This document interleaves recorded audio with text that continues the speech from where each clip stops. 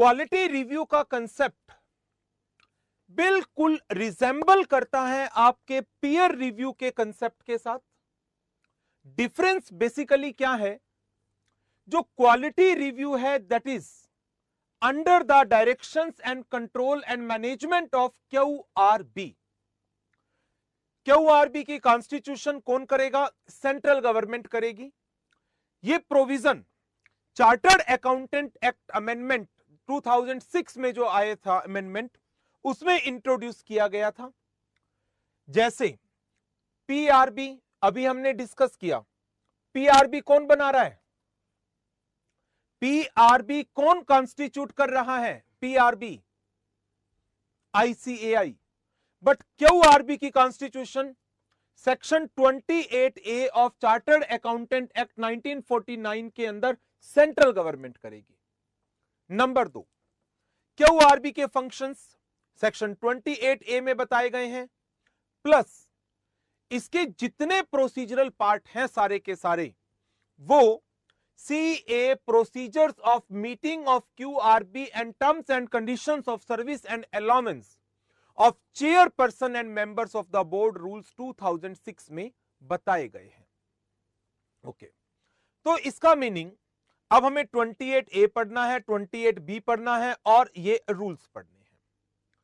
यहां पर practising unit की जगह जो वर्ड हमें मिलेगा वो क्या होगा? Audit firm. रिव्यूअर की जगह जो वर्ड हमें मिलेगा वो वर्ड होगा टेक्निकल रिव्यूअर। Technical reviewer. बाकी लगभग मोस्ट ऑफ द कंसेप्ट जो हमने पीयर रिव्यू के अंदर डिस्कस कर रखे हैं वही कंसेप्ट रिजेंबल करते हैं क्वालिटी रिव्यू के साथ। इसके एडिशन में एक और पॉइंट है, पीआरबी एक क्वालिटी रिव्यू ग्रुप और बनाता है। QR group, quality review group. अब जो क्वालिटी रिव्यू ग्रुप है वो क्या करता है? जो टेक्निकल रिव्यूअर रिपोर्ट इशू करता है सारी, उन रिपोर्ट्स के कंसीडर करके क्वालिटी रिव्यू बोर्ड को अपनी तरफ से रिकमेंडेशन देता है क्या एक्शन लिए जा सकते हैं। सो क्वालिटी रिव्यू बोर्ड के कंसेप्ट को अब हमें कवर अप करना है। बेसिक मैंने इसका आपको पीयर रिव्यू का बताया सारा, तो पीयर रिव्यू के कंसेप्ट की तरह से ही क्यूआरबी का ये कंसेप्ट है। हम इसके अंदर क्वालिटी रिव्यू का ऑब्जेक्टिव, उसका स्कोप, क्वालिटी रिव्यू बोर्ड की कंपोजिशन, टेक्निकल रिव्यूअर की क्वालिफिकेशन, किस तरीके से ऑडिट फर्म को सेलेक्ट किया जाता है, how the quality review process is being performed, how the reports are being prepared, what are the considerations while drafting the report and all other matters in relation to quality review अब हमें पढ़ना है। Quality review पर एक report है quality review board की 2016-17 की, जो मैंने अभी आपके साथ डिस्कस की थी, खुल नहीं रही है नेट के ऊपर, माइट भी उनकी साइट में कुछ प्रॉब्लम है, तो वो रिपोर्ट आप जरूर देखिएगा QRBCA.in की वेबसाइट के ऊपर। और उस रिपोर्ट में यू विल फाइंड कि क्वालिटी रिव्यू बोर्ड ने एक एक स्टैंडर्ड्स के ऊपर कुछ कंपनीज को, कुछ प्रैक्टाइजिंग यूनिट्स को, उनके काम को इवैल्यूएट किया है और उन्होंने हर एक स्टैंडर्ड के ऊपर जो नॉर्मल डेफिशिएंसीज फाइंड आउट की हैं उनको रिपोर्ट किया है। हावड़ा जो आपने मुझे भेजा था मेल के ऊपर, वो तो सिर्फ 1 पेज का था जो मेरे को यहां पर भी दिख गया था आईसीएआई की वेबसाइट पर। एक बार और ट्राई करके देखें, क्या पता शायद खुल जाए। इंस्टीट्यूट के होम पेज पे, लैपटॉप नहीं, अनाउंसमेंट्स के अंदर 14 नवंबर की ये अनाउंसमेंट है जो हावड़ा, मेरे पास मेल आई है, मैंने ब्रेक में चेक किया था, आपने मुझे ये भेजा है। मुझे ये नहीं चाहिए, मुझे चाहिए ये रिपोर्ट। ये रिपोर्ट ओपन नहीं हो रही है। तो आप एक बार इस रिपोर्ट को ओपन करके पढ़िएगा जरूर। एक एक स्टैंडर्ड्स के ऊपर इन्होंने माइन्यूटली काम कर रखा है और बताया गया है किस किस स्टैंडर्ड में कौन कौन सी तरह की डेफिशिएंसीज फाइंड आउट की गई है। तो नाउ अब स्टार्ट करते हैं। टॉपिक लेंथी है बट मैं इसमें से आपको जो इंपॉर्टेंट पार्ट है वो सारा कवर अप करा रहा हूं। दिखाएं।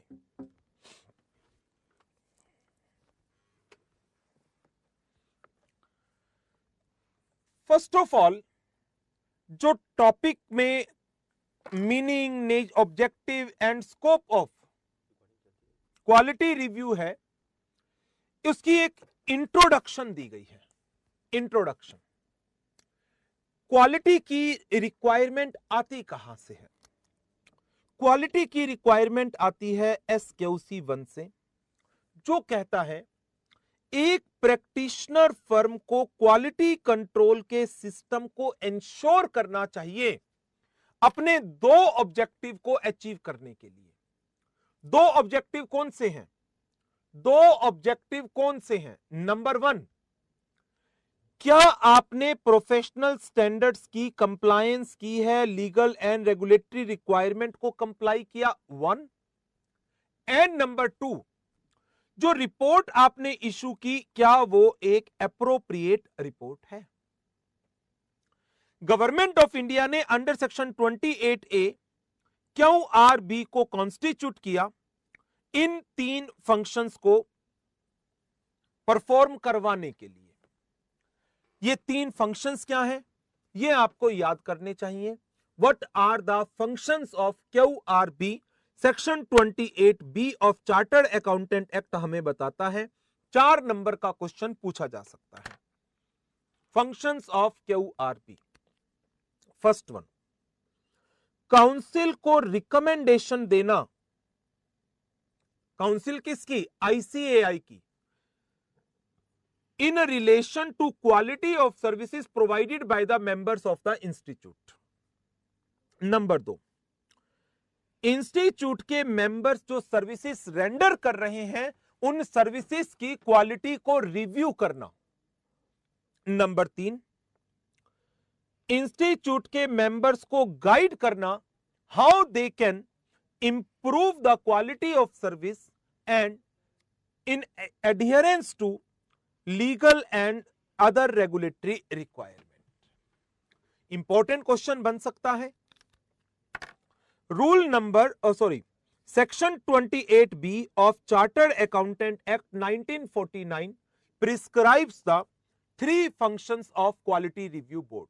Number 1, to make recommendations to the Council of ICAI with regard to quality of services rendered by the members. Recommendation. Number 2, to review the quality of services provided by the members. And number 3, to guide the members of the institute to improve the quality of services and compliance of statutory and other legal requirements. बिल्कुल, यदि QR में कोई deficiency मिलती है then वो report disciplinary body तक चली जाएगी and disciplinary authority will take the action. Howrah.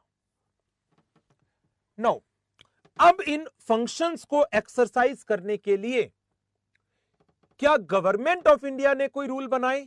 बिल्कुल। उन रूल्स का नाम क्या है? Chartered accountant procedures of meeting of QRB and terms and conditions of service of chair and allowance of chairperson and members of the board rule 2006। पता नहीं इतना लंबा नाम क्या रखा है। Chartered accountants proceedings of QRB rule नहीं लिख सकते थे?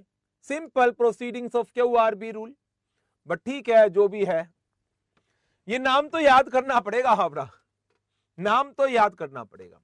अच्छा, अब मुझे एक चीज और बताओ, पीयर रिव्यू के रेफरेंस में जो प्रोसीजरल एस्पेक्ट है वो कहां से लेते हैं हम? क्या उनके भी कोई रूल इशू करने रखे हैं मिनिस्ट्री ने पीयर रिव्यू के केस में? बोलो। नहीं। उस केस में आईसीएआई की काउंसिल ने क्या इशू किया हुआ है? नई झंडे वाला। गवर्नमेंट के कोई रूल नहीं है, council of ICAI has issued A statement. ये रूल क्यों बनाया? सारे प्रोसीजरल एस्पेक्ट्स को कवर अप करने के लिए। आगे बढ़ते हैं।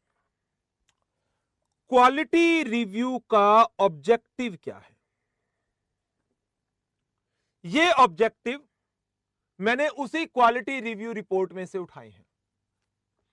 As stated in a report on audit quality review, जो वो रिपोर्ट खुल नहीं रही आज वेबसाइट के ऊपर, उसी रिपोर्ट में से इनको उठाया गया है। रूल 2006 में बना था, हां इंस्टीट्यूट ने सिलेबस में अब डाले हैं। नंबर 1, जैसे पीयर रिव्यू का ऑब्जेक्टिव है, क्या इसका ऑब्जेक्टिव भी वही होगा? To ensure compliance of ethical, professional and technical standard, to ensure compliance of legal and statutory requirement, to ensure maintenance of quality of reporting। बताएं, क्या वही चीजें होंगी इसके अंदर भी? यस, वही तो काम है। Quality review is directed towards evaluation of audit की quality and adherence to statutory and other regulatory requirements. So quality review में किया क्या जाएगा? ऑडिटर के वर्क को असेस किया जाएगा, वेदर क्या ऑडिटर ने क्वालिटी को इंश्योर किया है। तो रिव्यूअर क्या करेगा? They will assess the quality of audit and reporting by the statutory auditor and quality control framework adopted by statutory auditor or audit firm in conducting audit।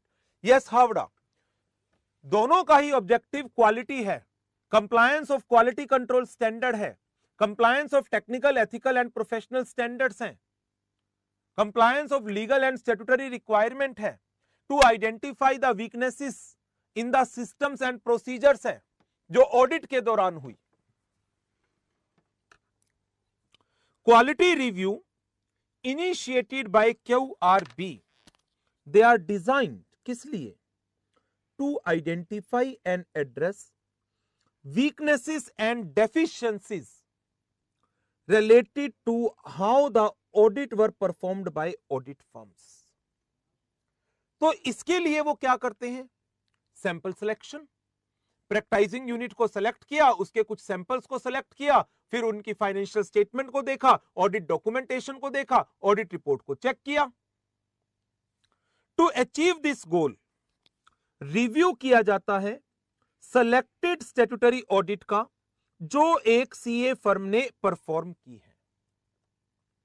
Review में किन aspect को consider किया जाता है? Main deficiencies को find out किया जाता है, including failure by the firm to identify or to address aspect in relation to financial statements not representing true and fair position।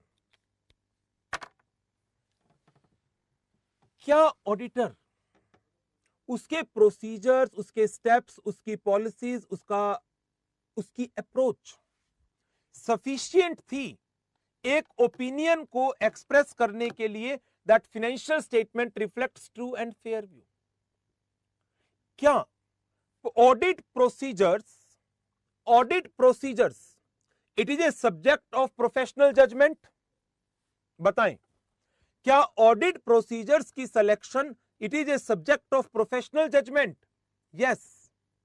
तो क्या ऑडिटर को जो एसए 200 में अपना ओवरऑल ऑब्जेक्टिव लेना होता है to ensure that financial statement as a whole are free from material misstatement, उस ऑब्जेक्टिव को अचीव करने के लिए he needs to perform appropriate procedures and collect sufficient and appropriate audit evidences. बिल्कुल सही। तो नाउ अब उसी पर्पस के लिए रिव्यूअर क्या करेगा?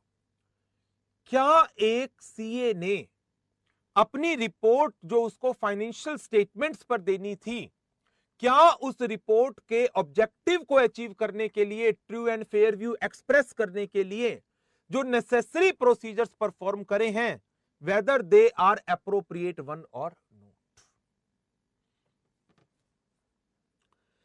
It is not the purpose of a review to review all audit of a firm, to identify every aspect in which a reviewed audit is deficient, kamiyan.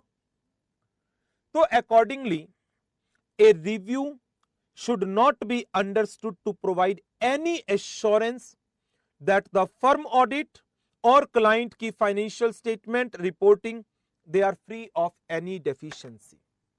What this means? इसका मतलब क्या है? एक CA firm का review हो गया, उस CA firm ने 4 ऑडिट करी थी, उन 4 ऑडिट का भी रिव्यू हो गया, और क्वालिटी रिव्यू ने कोई डेफिशिएंसी फाइंड आउट नहीं की. इज इट मींस कि ये अपने आप में एक एश्योरेंस हो गया कि उसका सारा का सारा काम ठीक है? बताएं, क्या ये अपने आप में एक एश्योरेंस हो गया कि उसका सारा का सारा काम ठीक है? नो. रिव्यूअर भी तो टेस्ट चेकिंग पे ही काम करेगा. रिव्यूअर कौन सा 100% चेकिंग पे काम करेगा? Not at all possible. So review का पर्पस ये नहीं है कि सारी की सारी ऑडिट, सारे के सारे client, each and every aspect को एग्जामिन करना.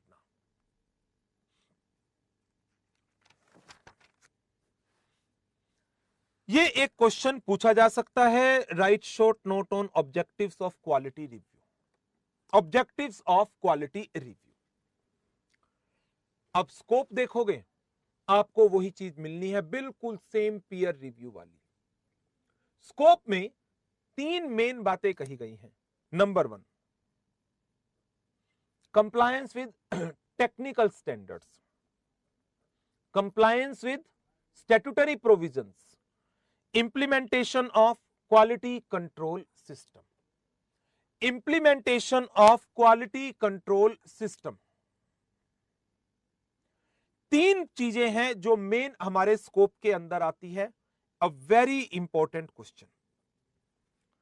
Technical reviewer will carry out the review so as to cover in its scope 3 things. Number 1, क्या ऑडिट फर्म ने टेक्निकल स्टैंडर्ड्स को कंप्लाई किया है? क्या ऑडिट फर्म ने लीगल एंड रेगुलेटरी रिक्वायरमेंट्स को कंप्लाई किया है? क्या ऑडिट फर्म ने नेसेसरी क्वालिटी कंट्रोल सिस्टम्स के प्रोसीजर्स को इंप्लीमेंट किया है या नहीं किया है? हावड़ा पीआरबी क्यूआरबी में डिफरेंस ही नहीं है. क्यों डिफरेंस नहीं है? पीआरबी आईसीएआई कराता है, क्यूआरबी सेंट्रल गवर्नमेंट कराती है. पीआरबी सर्टिफिकेट की नंबर ऑफ प्लेसेस पर स्टैट्यूटरी रिक्वायरमेंट है, क्यूआरबी की नहीं है. डिफरेंस क्यों नहीं है?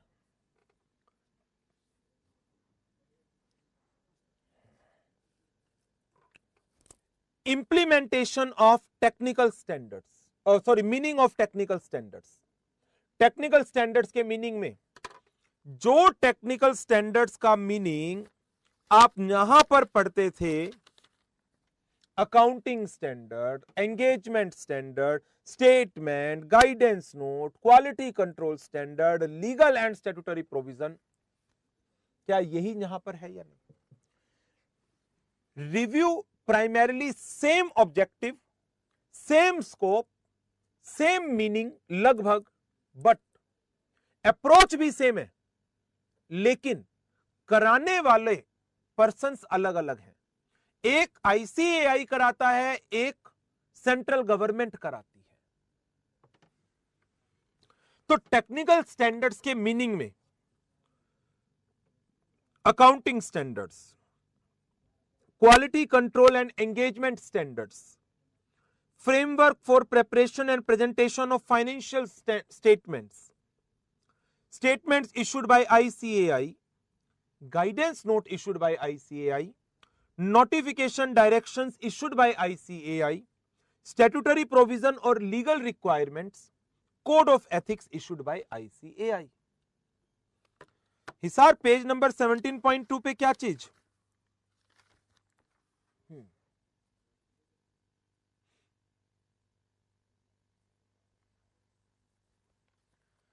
प्राइमा फेसी डिफरेंस है, हाँ टेक्निकली दोनों सेम है।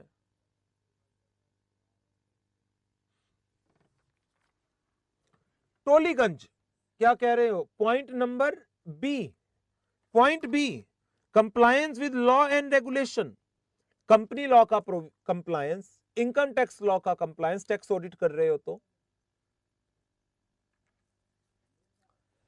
स्कोप का मतलब है आपकी वर्किंग किन डायरेक्शंस में जाएगी और आप जब रिव्यू करने जाओगे तो किन चीजों पर अपना फोकस रखोगे।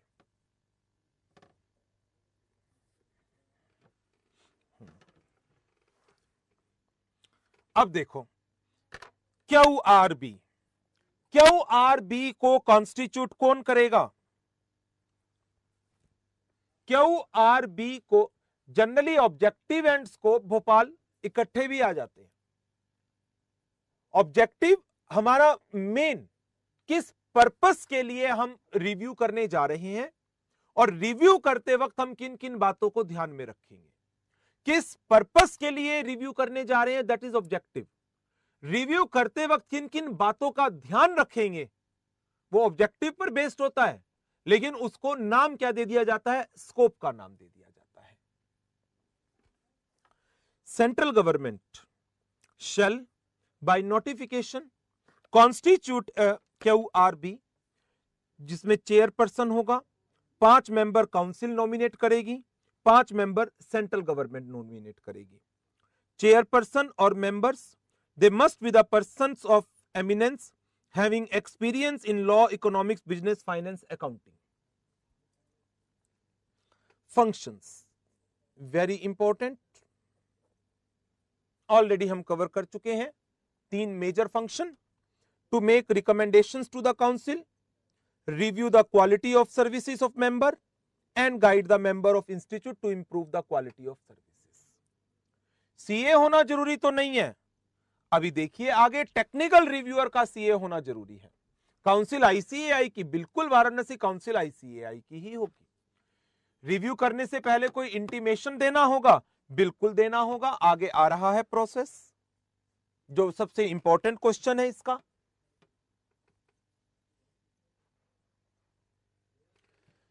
अब देखो हिसार कह रहे हैं फिर फंक्शन आ गए, ये बिल्कुल सेम है, ये रिपीट है हिसार, ये तीनों फंक्शन वही तो हैं 28B वाले, 28B वाले।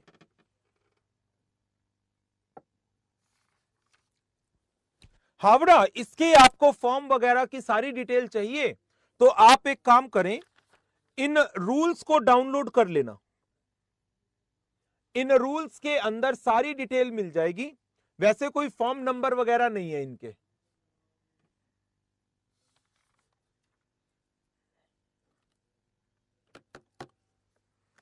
QRB क्या प्रोसीजर्स फॉलो करेगी while performing their functions? Functions को परफॉर्म करते वक्त rule 6 of these rules prescribes the board में, बोर्ड क्या क्या चीजों को करेगा, बोर्ड किन किन चीजों को करेगा। सीकर इसमें ऐसी कोई लिमिट नहीं लिखी हुई,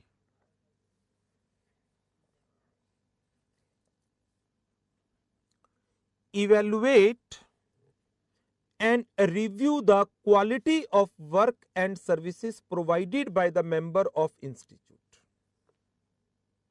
ये तो मेन काम ही था। प्रोसीजर बताएगा how to evaluate the various services, ठीक है। इंस्टीट्यूट से, उसकी काउंसिल से, उसके मेंबर से, मेंबर्स के क्लाइंट से कोई इंफॉर्मेशन मांग सकता है क्या? बिल्कुल मांग सकता है। क्या किसी एक्सपर्ट को इनवाइट कर सकता है? बिल्कुल कर सकता है।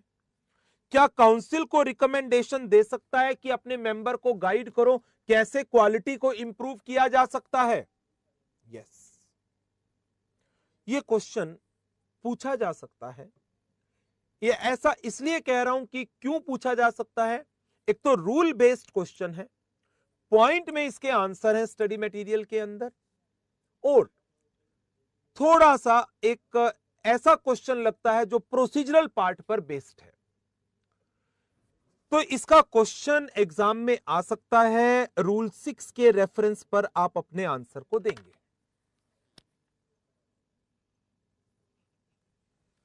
5 मेन बातें बताई गई हैं।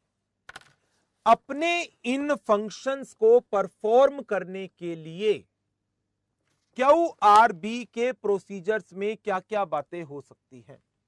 Number 1, evaluating or reviewing the quality of work and services performed by the members of ICAI. Number 2, lay down the procedures how the evaluation is to be done. Evaluation का पूरा क्राइटेरिया बता दिया जाएगा। Number 3, institute से, उसकी council से, उसकी committee से, मेंबर से, मेंबर के क्लाइंट से, अदर पर्सन से, ऑर्गेनाइजेशन से कोई इंफॉर्मेशन चाहिए, दे में आस्क द इंफॉर्मेशन। इवैल्यूएशन मतलब काम को इवैल्यूएट करना कि क्या एक सीए ने अपने काम को इन अकॉर्डेंस विद स्टैंडर्ड किया या नहीं किया। अब जैसे हमें एक काम को इवैल्यूएट करना है, तो उसका इवैल्यूएशन का क्राइटेरिया क्या होगा। क्राइटेरिया होता है जिसके अगेंस्ट आप एक सब्जेक्ट मैटर को इवैल्यूएट करते हैं। नाउ अब आप एक चीज इवैल्यूएट कर रहे हो कि whether documentation has been appropriately maintained और नॉट।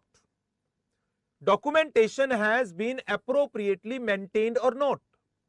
तो उसके लिए अब आप मुझे बताओ, उस डॉक्यूमेंटेशन पार्ट के लिए आप किस स्टैंडर्ड को बेंचमार्क रखेंगे, किस स्टैंडर्ड को बेंचमार्क रखेंगे, ऐसे 230 को। तो क्राइटेरिया कौन स्पेसिफाइड कर देगा, 230 स्पेसिफाइड कर देगा।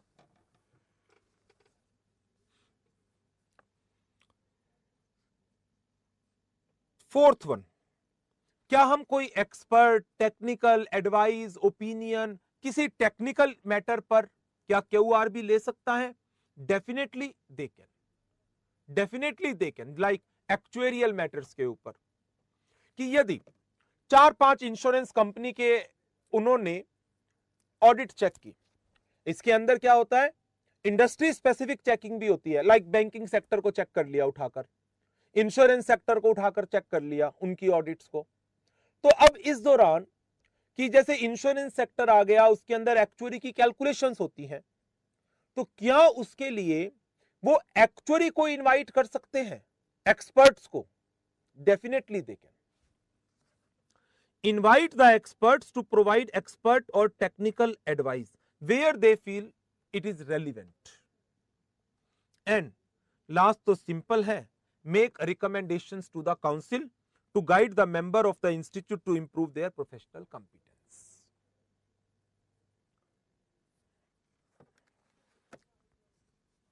Howrah mode of intimation, return mode होगा, बाय पोस्ट, लेटर, ईमेल भी भेजी जा सकती है। अगर ऑडिट फर्म भी एक्चुअली की सर्विस ले रहा हो तो then it has to be decided by QRB। Why from client, यदि PRB को लगता है क्लाइंट से कुछ इंफॉर्मेशन हो, ऑडिट किसकी हो रही है, क्लाइंट की हो रही है, मुजफ्फरनगर ऑडिट क्लाइंट की तो हो रही है ना, जिस ऑडिट को टेक्निकल रिव्यूअर इवैल्यूएट करने जा रहा है, that audit is of the client. अब देखिए मेन पॉइंट, मेन पॉइंट,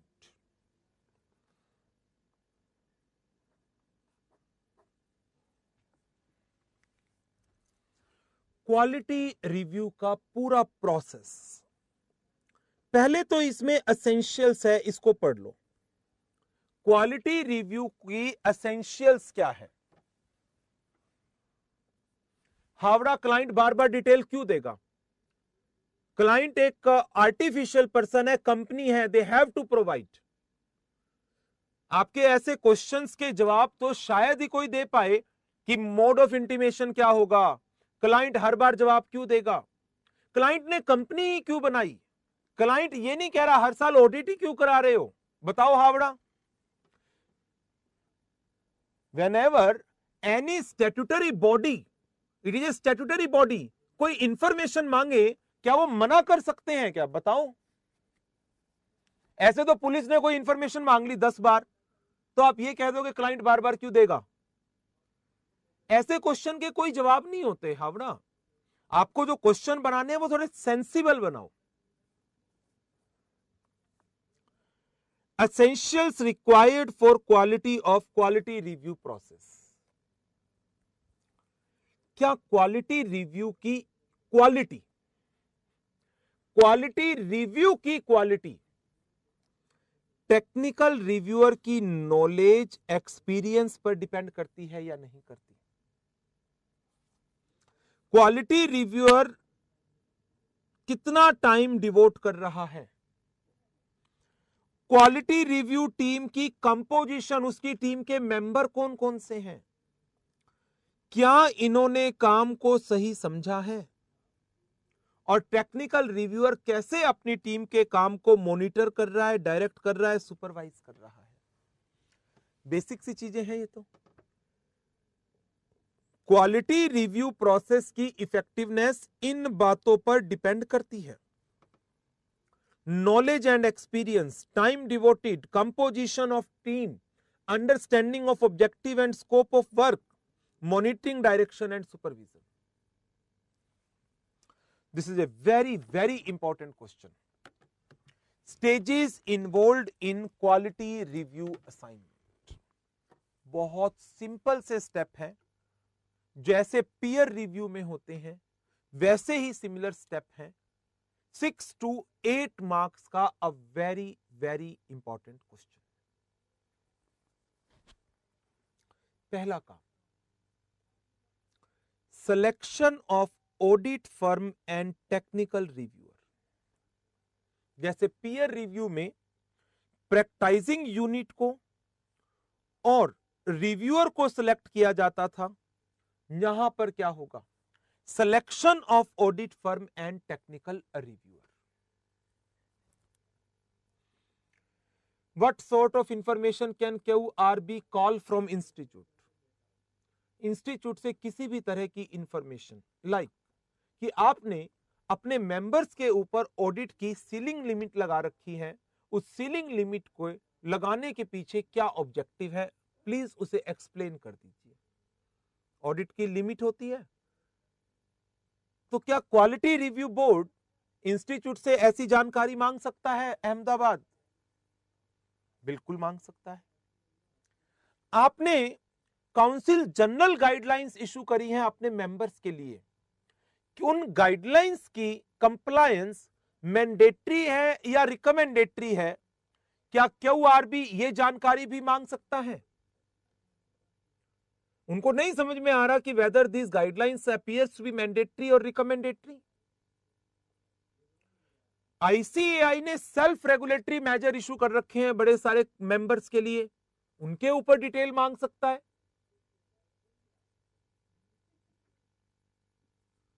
ठीक है, पहला point, selection of audit firm and technical review. Then technical reviewer to convey his acceptance of letter of engagement by sending necessary declarations. Declaration कौन सी है main, बताओ जरा। डिक्लेरेशन कौन सी है? दो मेन डिक्लेरेशन होती है। नंबर 1, बोलो, डिक्लेरेशन मेन दो हैं, कौन कौन सी? यस, जोधपुर एक एलिजिबिलिटी की, कि I am eligible to be appointed as an technical reviewer, और दूसरी कॉन्फिडेंशियलिटी की। Technical reviewer to convey his acceptance by sending necessary declaration. One is of eligibility conditions and second one is the confidentiality. Confidentiality. Now, क्या audit firm को intimation जाएगी? Yes. intimation to audit firm about the proposed quality review and acceptance of assignment by the technical reviewer. साथ ही technical reviewer को भी intimation भेज दो, यही copy कि हां ऑडिट फर्म को बताया जा चुका है आप टेक्निकल रिव्यूअर हो. ओके, अब पीयर रिव्यू में क्या होता था बताओ जरा. बिल्कुल पॉइंट पीयर रिव्यू वाले हैं. जब रिव्यूअर फाइनलाइज्ड हो जाता था तो ऑडिट फर्म को एक क्वेश्चनियर का जवाब दिया जाए, क्वेश्चनियर का जवाब देना होता था. तो क्या इसी तरह से टेक्निकल रिव्यूअर का भी कोई क्वेश्चनियर होगा? बिल्कुल होगा. उसका जवाब कौन देगा? ऑडिट फर्म देगी. Technical reviewer to send the specified quality review program general questionnaire to the audit firm for filling up and call for additional information from the audit firm if required. Same point है बिल्कुल peer review वाला. Hyderabad book से ही cover करेंगे. Same point है peer review वाले. Number 5, इसके बाद क्या एक मीटिंग की डेट फिक्स होती थी? यस, वही point. Technical reviewer to carry out the quality review by visiting the office of the audit firm by fixing the date as per mutual consent. चलो मीटिंग भी हो गई. अब मीटिंग के बाद क्या होगा? वो अपनी वर्किंग को करेगा और अपनी सारी वर्किंग को करने के बाद एक रिपोर्ट बनाएगा. जो इनिशियली रिपोर्ट बनती थी उसका नाम क्या था? जो इनिशियल रिपोर्ट बनती थी उसका नाम था preliminary report. Technical reviewer preliminary report बनाकर ऑडिट फर्म को देगा. पीयर रिव्यू में क्या किया था हमने? क्या ऑडिट फर्म उस प्रिलिमिनरी रिपोर्ट पर अपनी कोई सबमिशन, रिप्रेजेंटेशन देती थी? हां देती थी. कितने दिन में देती थी बताओ जरा? पानीपत, सूरत, जोधपुर, झंडेवालान, हावड़ा, जोधपुर, सूरत 15 दिन के अंदर अंदर देती थी. बिल्कुल सही द्वारका. ओके, फिर उस रिप्रेजेंटेशन के आने के बाद टेक्निकल रिव्यूअर क्या करेगा? वो फाइनल रिपोर्ट बनाएगा और फाइनल रिपोर्ट की कॉपी किसको पकड़ा देगा? बताओ सीकर, फाइनल रिपोर्ट की कॉपी किसको पकड़ा देगा? QRB को पकड़ा देगा. और फाइनल रिपोर्ट वो अपने लेटर हेड पर बनाएगा. ड्यूली साइंड होने चाहिए, डेट डली हुई होनी चाहिए और ये सारा का सारा काम एक्सेप्टेंस के 45 दिन में पूरा हो जाना चाहिए, with in a period of 45 days. अच्छा, क्या इस रिपोर्ट की कॉपी ऑडिट फर्म को भी भेजनी चाहिए? फाइनल रिपोर्ट की कॉपी ऑडिट फर्म को भी भेजोगे? बिल्कुल भेजोगे. अब QRB के पास रिपोर्ट पहुंच चुकी है और मैंने एक पॉइंट और आपको बताया था कि क्वालिटी रिव्यू के अंदर क्या QRB इन सारी रिपोर्ट को स्टडी करने के लिए कोई और ऑर्गेनाइजेशन या छोटा सा कोई सब कमेटी बना सकती है? क्या कोई और सब कमेटी, जिसका मैंने आपको भी बोर्ड पर भी बताया था, वो क्या नाम दिया था? QR, yes, QR group, quality review group. तो रिपोर्ट की एक कॉपी जो होती है वो क्वालिटी रिव्यू ग्रुप के पास भी जाती है. क्वालिटी रिव्यू ग्रुप क्या करेगा? Quality review group in report को स्टडी करेगा और अपनी रिकमेंडेशन देगा किसको? क्वालिटी रिव्यू बोर्ड को. और क्वालिटी रिव्यू बोर्ड उनकी रिकमेंडेशन के ऊपर they will take the necessary action. Necessary action कौन लेगा? QRB लेगा. QR ग्रुप के मेंबर कौन होते हैं? QRB में से ही सिलेक्ट होते हैं हावड़ा. सो ये 10 स्टेप्स हैं जो 6 to 8 मार्क्स का एक फुल फ्लेज्ड क्वेश्चन. कैसी रिकमेंडेशन? रिकमेंडेशन आपको मिल जाएगी पेज नंबर 17.9 पर डायरेक्टर डिसिप्लिन को केस भेज दिया जाए, रेगुलेटरी बॉडी को नॉन कंप्लायंस इन्फॉर्म कर दिया जाए, इस ऑडिटर को इंटीमेशन दिया जाए और इन रूल्स के पैरास के अंदर कि ये एक्शन आपके अगेंस्ट लिया जाएगा वो बता दिया जाए और सब कुछ ठीक है, मैटर क्लोज कर दिया जाए। लक्ष्मीनगर प्रिलिमिनरी रिपोर्ट की जरूरत नहीं आएगी यदि सब कुछ ठीक है तो, इफ एवरीथिंग इज ओके। तो नाउ क्वालिटी रिव्यू प्रोसेस की स्टेजेस आपको कवर अप करनी है, सारी की सारी स्टेजेस। नाउ आफ्टर दैट इसके कुछ बेसिक से टॉपिक हैं जो एग्जाम में आने वाले मुझे लगते नहीं और इतना ज्यादा याद भी नहीं कर पाओगे। नंबर 1, ऑडिट फर्म कैसे सिलेक्ट होंगी? ऑडिट फर्म कैसे सिलेक्ट होंगी? दो बेसिस पर। नंबर 1, क्लाइंट के बेस पर और ऑडिट फर्म के बेस पर ही। क्लाइंट के बेस पर, जैसे हमें तो पब्लिक सेक्टर अंडरटेकिंग की ऑडिट चेक करनी है।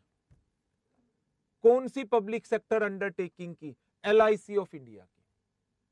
अब उसका ऑडिटर जो मर्जी हो, सिलेक्शन कहां से निकल कर आई? क्लाइंट से। क्लाइंट सेलेक्ट कर लिया, क्लाइंट के बेस पे जो उनका ऑडिटर होगा उसको सिलेक्ट कर लेंगे। दूसरा तरीका, CA फर्म को सिलेक्ट कर लिया, that selection may be random selection, that may be on account of being a part of sector जो रिस्की सेक्टर माना जा सकता है, या कोई रेगुलेटरी कंसर्न है स्टेक होल्डर के रिस्क को देखते हुए मार्केट न्यूज के बेस पर, जहां पर कोई फ्रॉड के चांस हैं, या किसी कंपनी में जिसमें कोई नॉन कंप्लायंस आइडेंटिफाई हुआ हो। यह तो कंपनी के बेस पर क्राइटेरिया आया है। दूसरा, फर्म के बेस पर, जहां पर भी रैंडम बेसिस हो सकता है, volume of work handled by them and nature of clients. Generally ये CA फर्म किस तरह के सेक्टर्स की ऑडिट करती है? रिस्की सेक्टर्स की ऑडिट कर रही है, या ऐसी एंटिटी जो फ्रॉड में इन्वॉल्व है? एविएशन सेक्टर की ऑडिट है, IT सेक्टर की ऑडिट करते हैं, बैंकिंग सेक्टर की ऑडिट करते हैं। ऐसी CA फर्म को, इंडस्ट्री स्पेसिफिक CA फर्म्स को भी सिलेक्ट किया जा सकता है। तो नाउ अब देखो, QRB ने सिलेक्शन करना है, तो सिलेक्शन के कितने क्राइटेरिया बना दिए गए? Number 1 company base, number 2 CA base. Varanasi company base में क्या होगा? हमने कहा हमें तो गवर्नमेंट कंपनीज के ऑडिटर की वर्किंग को चेक करना है, गवर्नमेंट कंपनीज के ऑडिटर की वर्किंग को चेक करना है। हमें तो जिस कंपनी में पब्लिक इंटरेस्ट इन्वॉल्व हो रहा है, किंगफिशर, उसकी ऑडिट को चेक करना है। हमें तो सहारा ग्रुप की कंपनीज की ऑडिट रिपोर्ट को चेक करना है। हमें तो मेजर सेक्टर, मेजर कंपनीज, बड़े साइज की कंपनी रिलायंस इंडस्ट्रीज लिमिटेड के ऑडिटर को चेक करना है। तो वाराणसी यहां पर QRB का सिलेक्शन बेस क्या आया? सिलेक्शन बेस, इन्होंने ऑडिटर को सिलेक्ट करके क्लाइंट सिलेक्ट किया, या क्लाइंट को सिलेक्ट करके ऑडिट सिलेक्ट करी? क्लाइंट की सिलेक्शन पर ऑडिट को सिलेक्ट किया। PSU ले लो, बैंक्स ले लो, ठीक है, कंपनी कंसीडर करी। आ गया समझ? चलो, दूसरा बेस क्या हो सकता है? चार्टर्ड अकाउंटेंट का हो सकता है, CA फर्म, कि हमें तो ये जो बिग 4 के एसोसिएट्स हैं ना, ये जिनकी ऑडिट करते हैं उनको कवर करेंगे। हम तो उन चार्टर्ड अकाउंटेंट्स की ऑडिट करेंगे जो बेसिकली कोई इंडस्ट्री स्पेसिफिक एरिया की ऑडिट कर रहे हो।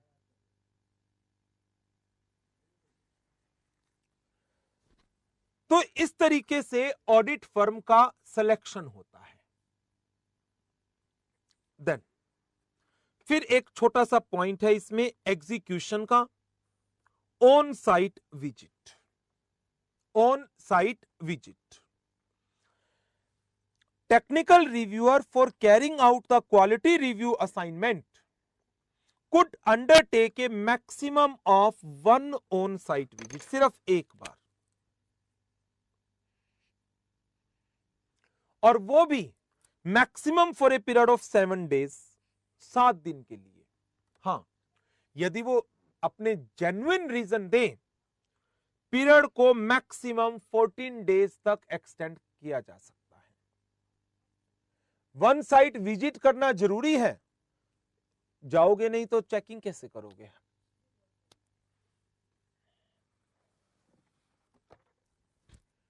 अच्छा, जब विजिट पर जाओगे, जब विजिट पर जाओगे साथ में टीम लेकर जाओगे क्या?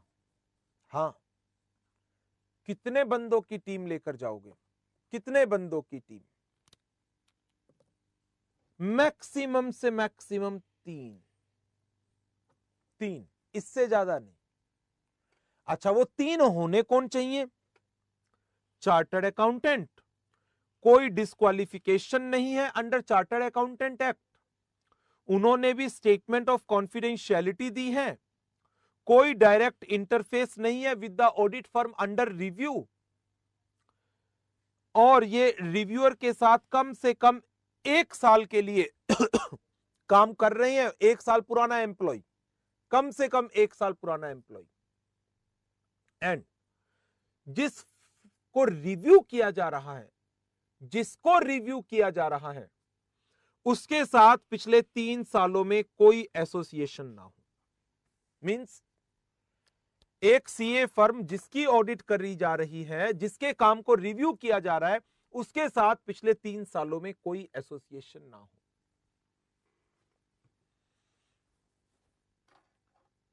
थक गए हो?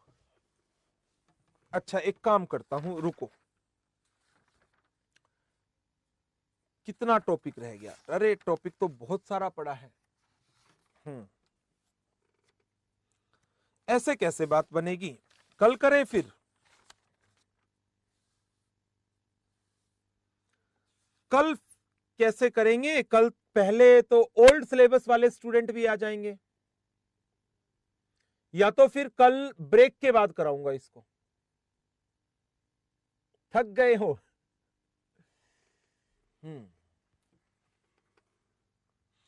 एक काम करते हैं, यहां तक कवर कर लेते हैं और इसके बचे हुए पार्ट को कल ब्रेक के बाद कवर करेंगे। ब्रेक के बाद, क्योंकि ब्रेक से पहले तो फिर ओल्ड सिलेबस के स्टूडेंट भी आएंगे ना। यहां तक तो कवर कर लो। Evaluation of findings. Evaluation of findings क्या है? टेक्निकल रिव्यूअर को कोई भी यदि नॉन कंप्लायंस मिलता है, नॉन कंप्लायंस किसी ऑडिटिंग स्टैंडर्ड का, किसी अकाउंटिंग स्टैंडर्ड का या डिस्क्लोजर रिक्वायरमेंट का, देन कुछ पॉइंट्स को कंसीडर करिए। जिस टीम ने काम किया था, जिस टीम ने काम किया था, बस यहां तक कराकर खत्म कर रहा हूं, जिस टीम ने काम किया था उस टीम का क्या कहना है इस नॉन कंप्लायंस पर? Reviewer, audit firm, audit firm में किसी ना किसी एंगेजमेंट टीम ने ही तो काम किया होगा ना। ऑडिट फर्म में किसी ना किसी एंगेजमेंट टीम ने ही तो काम किया होगा। तो इस एंगेजमेंट टीम का क्या कहना है? Response given by the engagement team are important to determine the extent of non compliance. बात करिए इस एंगेजमेंट टीम से। पटियाला बस करा रहा हूं खत्म। Materiality of the items, materiality of the items, कितना सिग्निफिकेंट है वो non compliance. Accounting and auditing practices under the legal and regulatory framework, generally ऐसी एंटिटीज के ऊपर क्या चीजें अप्लाई हो रही होती हैं। दैट मीन्स जिस इंडस्ट्री को ऑडिटर का क्लाइंट बिलोंग करता है, लाइक इंश्योरेंस सेक्टर की कंपनी है ये, ऑडिट फर्म का जो क्लाइंट है वो कौन है, इंश्योरेंस सेक्टर को बिलोंग करता है। तो ऐसी इंडस्ट्री में इन जनरल क्या अकाउंटिंग एंड ऑडिटिंग प्रैक्टिसेस चलती है। एंड यदि आपको लगता है ऑडिट के प्रोसीजर्स में कमियां हैं, ऑडिट का कोई प्रोसीजर कंप्लाई नहीं किया गया, तो स्टैंडर्ड तो खुद कहते हैं ना कि if a procedure as prescribed by the standard on auditing can not be complied with, then auditor on his professional judgment may perform alternate procedure but he need to document,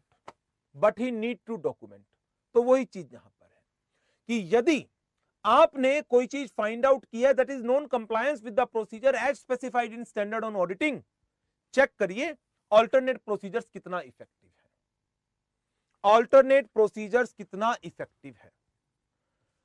तो चलिए यहां तक हम आज कवर करते हैं। बाकी का पार्ट या तो मैं कल इसको पहले रिकॉर्ड कर दूंगा क्लास से पहले, या मैं कल इसको ब्रेक के बाद कराऊंगा। कल देखते हैं, टाइम मिला तो मैं क्लास लेने से पहले ही इसको रिकॉर्ड कर दूंगा, आपके एलएमएस पर दे दूंगा, फिर अदरवाइज ब्रेक के बाद कल इसको कंप्लीट करा देंगे। ठीक है।